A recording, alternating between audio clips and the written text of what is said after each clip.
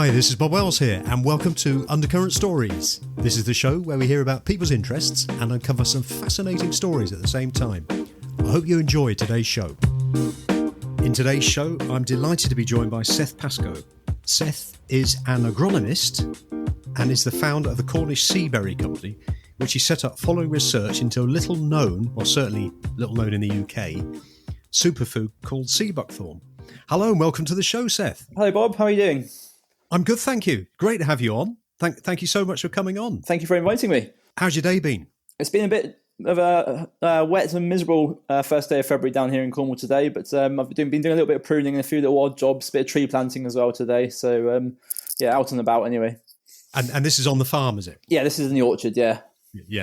Okay, so before we talk about Sea Buckthorn, the opportunity it provides, can you just tell us a little bit about you and you know your journey and how you came into agriculture and specifically agronomy, please? Well, my parents didn't have a farm, so agronomy seemed like the next logical thing for me to be involved with crop production, basically. So agronomy is managing all aspects of crop production, from cultivations, which varieties to grow, how much seed to drill, fertilizer, spraying, you name it, all aspects of crop production, really. So by managing other people's crops, I sort of fulfill the farmer need in my own personality. When you sort of first got into agriculture, what made you want to do it? It all started off with I really like tractors and bits of kit, and I did lots of sort of carpet farming. And it happened to be that the farmer across the road had lots of machinery, and he was always going up and down the road with big bits of kit. So the initial thing was to drive kit. I did that for a little while, and I did a few harvest jobs, and sort of running massive bits of machinery, sort of 20 hours a day. That the novelty soon wears off. But I did start get involved with big arable farms, and that sort of led me to an interest in crop production. So I went to agricultural college, and when most people finish agricultural college, they go back to the farm, but I didn't have that option. So was that straight from school to agricultural college? Yeah. In fact, in between school and ag college, I had to do an NVQ to get some practical knowledge, because ag college wouldn't let people in that didn't have any sort of practical knowledge. So I had to do that first, and then I went to ag college. And then, once I finished that, I decided to go on to university and get a degree as well, because, like I said, no real farm to go back to of any sort. So I thought I'd better make myself as employable as possible. Yeah. And what did you do your course on in university? It was a BSc in crop production. Oh, right. So still on the same vein. Yes, yeah. I've read your paper about the Sea Buckthorn. What created the interest in that particular plant? Well, I suppose it goes back to the frustrated farmer thing again, Bob, really. I was always on the lookout for something I could grow on a small area of land that would, command decent value and decent niche, something very different, really. I can't afford to buy masses of land. Not that many people can afford to buy much of land these days. So it was something that I could do on a small scale. And I've just been keeping my eyes open and just sort of drumming it over in the background. They say agronomists are basically frustrated farmers. They can't farm their own, so they have to look after other people's farms. But by pure circumstance, I was running a farm over in Canada, and then I finished that and came back to the UK. And in between that, I decided to go and see the Himalayas, and I did a trek to Everest Base Camp. And it was on that trek that I first came across Sea Buckthorn. Yeah, so it was on the trek to Everest Base Camp. We all started getting altitude sickness, quite headaches and. Did you say Everest Base Camp? That's right. Yeah. So did you climb Everest? I haven't climbed Everest. No, I got as far as the base camp, and once you go past base camp, there's a hefty amount of money and a lot more experience required, neither of which I had. So I stopped at Everest Base Camp. We did climb a little side hill, I guess you'd call it, of about 5,600 meters to watch the sunrise come up on Everest on the summit cone, which was magical, really. Yeah, I bet it was. So on that trek, the altitude sickness kicked in, and the Sherpas gave a glass of this like neon orange coloured juice, and said, "Well, this is what we'll drink. This is sort of Nepali superfruit. This will help. This might help out with your altitude sickness." Yeah. So we went to bed thinking, if the bloke had said to us, "Here's a breeze block, chew on this, it will help your altitude sickness," we both would have taken up with it. Well, here's an iron bar, nash on that, it'll cure altitude sickness. We'd have done it. Yeah. So there's no sort of motive at that point. But the following day we woke up, and both my friend Kieran and I both felt much better. And blimmin' heck, maybe there's something in it. So we sort of pumped the Sherpas for information. They were saying, "Oh, it's Sea Buckthorn, blah blah blah blah blah," and when I came home from Everest, I started researching it, and it turns out it actually grows in the UK. So I just stuck 100 trees in the ground to see what happened, really. 100 trees? Yeah, that's where I started. Oh, so that's how it all started. Mm-hmm. Yeah. And was that about the time where you did your paper? No, this was pre-paper. So I stuck 100 trees in the ground to see if they grew, and they did, and they seemed to grow quite happily. So, okay, this is quite encouraging. I wonder how I can find out more about sea buckthorn, and that's when I did this the Nuffield Farming Scholarship, which basically enabled me to travel around the world visiting sea buckthorn growers, from India to China to Romania to Sweden, a real in-depth sort of world tour, really. Oh, so it's not just in Nepal; it's right around the world. Yes, so it's in the Northern Hemisphere predominantly, Bob. But yeah, right through Canada. It's quite well dispersed, I suppose is the word. So you came back from the various countries that you visited. Yes. What could you just go through those countries again, please, Seth, that you went to?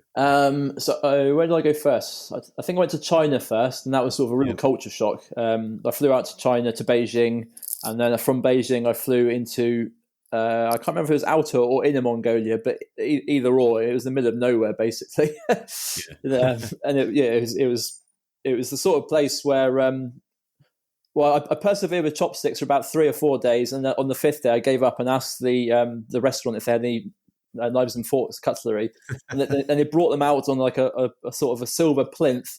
And all the waiters came out to look at me using them. It was that sort of unique, novel sort of experience. It was a novelty for them to watch. They were astonished by watching this white guy, use a knife and fork. Yeah. Did you visit these countries on your own? Yes, predominantly. Yes, yeah. And how long were you out visiting the countries? So Nuffield likes you to do sort of at least a 3-week minimum stint, ideally more, so you sort of really get you out of the comfort zone. Yes. So I think I did 2 weeks, or no, a week to 10 days in China, and then I flew from China to Prague, I think it was, and then from Prague I caught a train to Romania, and then back to Prague again, and then to Latvia. Then I caught a boat from Latvia to Stockholm, a train from Stockholm to Copenhagen, another train from Copenhagen to Hamburg, and then a car all around Germany, and then I finished Germany and came back to the UK. And then on another trip, I went to North America, predominantly sort of New Jersey, Pennsylvania, just to see other fruit productions and learn more about their marketing and strategies and that side of things. Yeah. And I also managed to get out to New Delhi for the International Sea Buckthorn Association conference. And then... Sorry, could you say that again? The International Sea Buckthorn Association. Yep, it does exist. And after that, I managed after the conference of this, sort of 3 or 4 days in the smoggy hell of New Delhi, you managed to go for a post-conference tour up into the Indian Himalayas to an area called Ladakh, and that's where sea buckthorn grows wild. There's basically forests of sea buckthorn up there, so it was awesome to see that. That was a whistle-stop tour then, not a holiday. There were moments of holidaying, just sort of the odd day downtime in between sort of meetings and various bits and pieces. But it was sort of quite full on, and there's a few disasters along the way. I got abandoned in the middle of rural Romania, I think it was, when the train carriage got decoupled, not with me asleep in it, basically. Yeah. So there's all sorts of things like that which added to the adventure.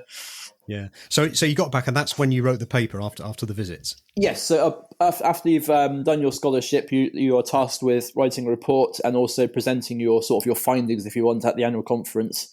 So you'd already planted the 100 trees, and then you went. Are they called trees? I call them trees. Yeah, bushes, trees. They that sort of ilk. So you already planted them. They're happily growing as you're away. Yes. And you see all these countries, and you start to write the paper. How did it change how you felt about what you were doing with sea buckthorn? Well, the more I learnt, Bob, the more it sort of emboldened me and gave me confidence that actually I could perhaps stick my neck out a bit further. So having done the sort of the world tour, if you like, I came back and thought, I think there's potential to make a business venture out of this. And so the 100 trees became sort of 600, which then became 2,500, or if not more than that, basically. We coming back from the tour, it gave me the confidence to approach the Duchy of Cornwall and ask for a farm business tenancy on some land to go from a hobby into a business venture, I suppose. Wow. So what sort of acreage of land do you have? It's not much. I've got 2 small half-acre orchards and then 1 big sort of 4.5-acre orchard. Yeah. So okay. So let's talk about sea buckthorn berries themselves then. Why are they so popular with people? Not necessarily. Well, obviously not particularly popular yet in the UK, but they are in other countries. Why are they so popular? Firstly, I'll touch on the fact they've sort of escaped the Western world, which is a bit of an anomaly, really. But the sort of traditional or widespread sea buckthorn growing countries are East Germany, the Baltic states, Russia, Siberia, China, and these are, if you imagine, these are all sort of the old Cold War countries. So Yes. with the Berlin Wall and the sort of the height of the Cold War, a lot of the sea buckthorn didn't really get momentum because it was so all the growers and the industry all invested inwardly. So there's no real push onto the Western market, if you like. I see. Yeah. So it just escaped. By sheer chance, it escaped like attention of the Western world. And so if you go to Sweden or Siberia, the average housewife knows what sea buckthorn is, or half-thorn as it is in the local country, and they know it's good for them, and that they'll have a glass of sea buckthorn juice like we would a glass of orange juice. Yeah, so it's basically widespread, and sort of the culture knows that it's a healthy berry, and they'd have a glass of that as a tonic, a healthy tonic, like we would consider orange juice to be sort of a vitamin C shot for ourselves. So what does for listeners who may not have even heard of this berry, what does it look like, and what sort of size is it? They do vary a little bit, Bob, but generally, sort of, if you think the size of a fingernail, neon orange and sort of oval size with a sort of tiny little stalk at one end, and then inside that each berry has a tiny little seed. Okay, and what do they taste like? They are little tart, sour bombs, really, of flavour. So when you burst the berry in your mouth, you get a real sort of kick of acidity. And that's the high ascorbic acid content, which is obviously giving it the high vitamin C. And then after that, you get sort of an overtone and a sort of, not a sweetness, but all these other flavors come in, and you get hints of mango or passion fruit, that sort of thing. Really, people even say pineapple. It's got its nickname is the Siberian pineapple in Russia. Oh, is it? Yeah. And so can you eat it on its own? It's not a punnet fruit, Bob. Like, you wouldn't tip it on your cereal, although I do. A lot of people in the Western world, we've got a sweet tooth, haven't we? So we have, yeah. It's not for a sort of a traditional punnet fruit, I guess. There's people out there that love it, myself and other people as well. But as a sort of all out punnet fruit, perhaps not. But once you process it into any sort of other product, then you can just manipulate it slightly to deliver the flavour and the benefits. Yeah, and you mentioned vitamin C there. What sort of research has been done into the health benefits of it? There's all manner of papers, and not all of them are peer reviewed, but quite a few are. But a lot of the papers come from China, Russia, India, and places like that, and they sort of get overlooked by the Western world because just sort of snobbiness, if anything. So there's a lot of research out there. When I went to the conference in India, I was just blown away by the depth of knowledge, like in vitro and in vivo trials, and on all sorts of every single aspect of sea buckthorn. The common sort of take home is that there's proven to be 190 bioactive compounds in sea buckthorn, and that each one of those compounds will deliver some sort of nutritional or benefit or health benefit to the consumer. That's amazing to hear, isn't it? The take home is vitamin C, because it's one that everyone's familiar with, and it varies considerably between varieties and obviously between where the plant's growing. But the sort of take home message, it's 10 times the amount of vitamin C, and that is true for certain berries that are grown in the Himalayas. For my own fruit here in Cornwall, when I had it analysed, it's about between 3 to 5 times the amount of vitamin C reference oranges. Is it really? Mm-hmm. Is it? Wow. And how do you harvest the sea berries? Well, this is this is the problem, Bob. This is the biggest sort of obstacle to commercial uptake. Is there's no bit of kit that you can buy to harvest the berries. They're not true berries. So there's no abscission point, so you can't shake them off the tree. So the only real way, hand harvesting is literally painful and very slow. At best, you can do about a kilo an hour. And if you hope a tree does 5 well, you'd hope a tree would do 5 kilos really. So 2,000 times 5, that's an awful lot of man hours.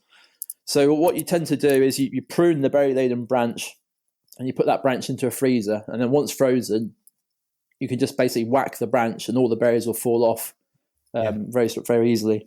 Speaking as not an agricultor or an agronomist, it's one crop a year, is it? That's right, yes. When you the harvest is in August, and once you harvest the berry, if you're doing the branch pruning method, in harvesting the berry, you basically are pruning the tree, so that tree won't fruit the following year. So basically, you have to you divide your orchard into half, basically. So one half you're harvesting, whilst the other half is regenerating, and vice versa. Oh, right. So they'll basically harvest every 2 years. Yes, because you've cut off the berry forms on 2-year-old wood, and if you cut off that wood, the tree's got to basically come back again. Yeah, and does the tree get bigger and bigger until you get more and more fruit? Is that how it works? To a certain extent, but because you're cutting the branches off when you harvest them, you're limiting the tree's potential in that respect. You're pruning it. I guess, absolutely. Yeah, you're sort of pruning it whilst harvesting it as well. I did in Latvia. I saw they call it the mother tree, and it's a wild sea buckthorn tree in the middle of nowhere. That's about 8 to 9 meters tall. So and it's not a very sort of pretty tree in that it's sort of it's got a perfect sort of architecture and canopy. It's sort of fallen over a couple of times and carried on growing and that sort of thing. So it's a big sort of, it's got a big spread, but it's a sizable thing to look at. In fact, I didn't recognise it as sea buckthorn when I first saw it. But they can go into sort of reasonable trees. Hopefully, Seth, will get some photos from you, and we can put them on the show notes. Oh yes, But for listeners who want to get an idea of what this tree looks like when it's sort of in its prime, could you give a description of, and perhaps any other type of tree it looks like? People say it looks like an olive because it's got a long, slender, narrow, dark green leaf with a sort of a sheen to it. It also looks a little bit like a willow leaf as well, in that the same sort of respect, really. Like, long, narrow leaf with a sort of silvery sheen to it. And I guess rosemary too, but I think the rosemary link is a bit tenuous. Yeah. So do you have many people working on the cultivation? No, at the moment it's just myself, and then harvest. We employ casuals at harvest to help bring in the crop. It's not quite manageable at the moment, but the business isn't at the stage where we can sort of really employ someone or make it viable at the moment in that respect. And when you've harvested the products, do you then process them to things like juice yourself, or does that go on to somebody else? How does it work? A bit of both, but predominantly, Bob, but we've been selling the berries as berries to breweries and chocolatiers and jam makers and all sorts of things like that. For brewers of beer? Mm-hmm, yes, there's a brewery down in St Agnes, down the other end of Cornwall, called the Driftwood Spars Brewery, and they've made a Seaberry Saison beer, which is actually, they did it as a limited edition, but it's actually turned into something that's very popular and everyone seems to really enjoy. So it's actually become a sort of part of the core range now, which is really good. I'm going to let you into a little secret. I'm a brewer. Ah, there you go. Yeah, an amateur brewer. So you got me thinking. I'm thinking, nice tart sort of saison or something like that would be very nice. Mm. Yeah. So, but going back to the products, we want to do the juice. Like, we want to capture that value of making the juice ourselves, and that's what I'm working on at the moment. So I was hoping to have the juice on the market sort of this spring to coincide with appearing on Rick Stein's show, but we just ran into obstacle after obstacle. Sure. So we're still working on that at the moment. Yeah, well, it was great seeing you on the Rick Stein's Cornwall show about 3 weeks ago. What sort of interest have you had since you had your appearance? Yeah, a lot of interest, Bob. We managed to get our internet website up and running just before the show, thankfully, because we didn't really have any sort of web presence before then, other than a real clunky old blog and social media sort of pages. So I managed to get that live, and we've had a lot of emails of interest. Lots of members of the public, but also 1 or 2 chefs and a couple of commercial sort of trade inquiries as well. So that's all very encouraging, really. Yeah, no, it sounds it. And is it the sort of plant that is sort of fairly easy to grow? If any listeners would fancy growing it, is it something that you can do in your garden? It's quite adaptive. It's a pioneering species, so it's quite keen to grow. But there's a few things it doesn't like, such as wet soils. It doesn't like shade. It loves full sunshine. It doesn't particularly like a lot of competition because It's sort of its favourite place to grow, and this is where it gets its invasive reputation from, is on sand dunes. I see. On sand dunes, it just goes berserk because nothing else is growing there, and it just thrives. It's getting the sun. It's got good free draining soils, and it spreads through root suckers, which is basically the roots come underground and pop up sort of a few meters from the tree and grow again. If you know another tree, yes. So that's how it spreads. So the tree will the root sucker will pop up sort of 3 or 4 meters away from the mother tree, and then that will start growing again. And that happens in our orchard too. But we obviously our alleyways we mow once in a while. And we've also got sheep, Shropshire sheep, which are a heritage breed that are used for grazing Christmas tree orchards and apple orchards, that sort of thing.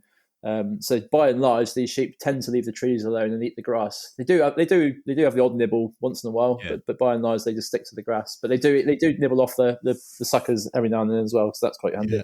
Yeah, I bet. And they've got thorns, these bushes, have they? Yes, yeah, they're very sort of fierce. Every leaf cluster's got a thorn, basically.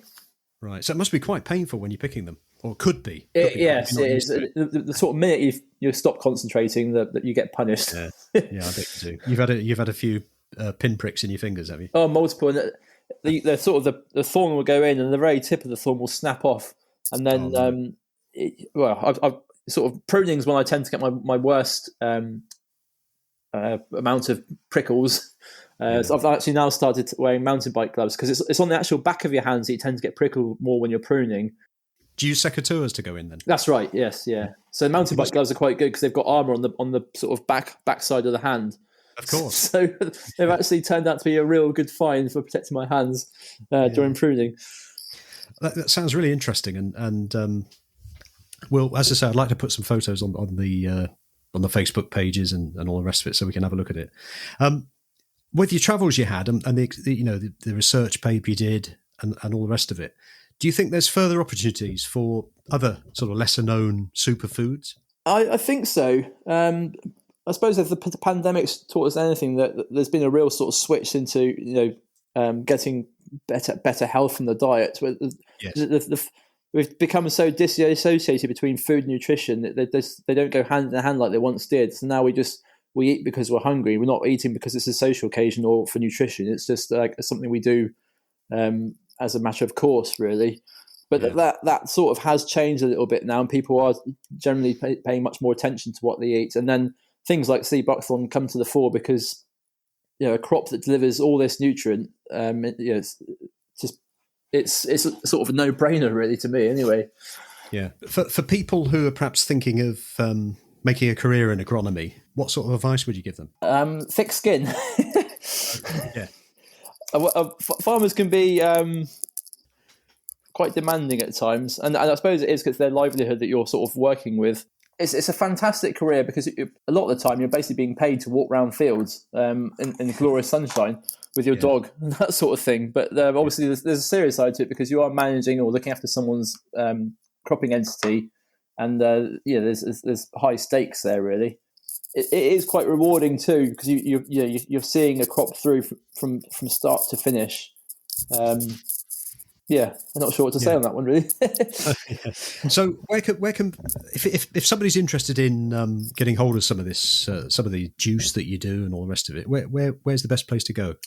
If you go to our website, Bob, cornerseaberry.co.uk, they can leave an email. If they click on buy now on the juice, they can leave their email address with us, and then as soon as the juice becomes available, they'll get notified, and they won't get notified or spammed in any other way. It's just once that becomes available. That's fantastic. So I'll put all that on the show notes, Seth. Brilliant, thank you.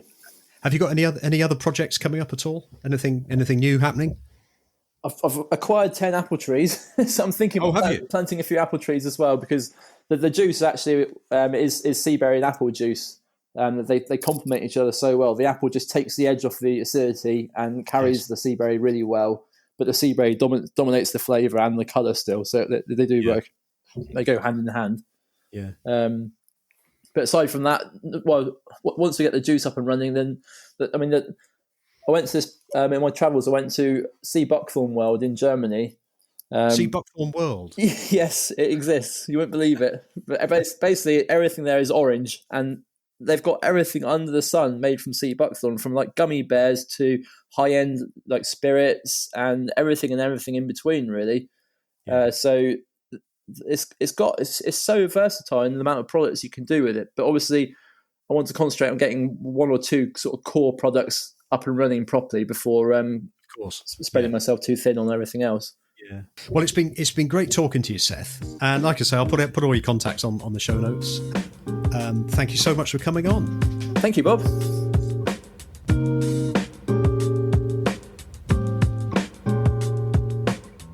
You have been listening to Undercurrent Stories.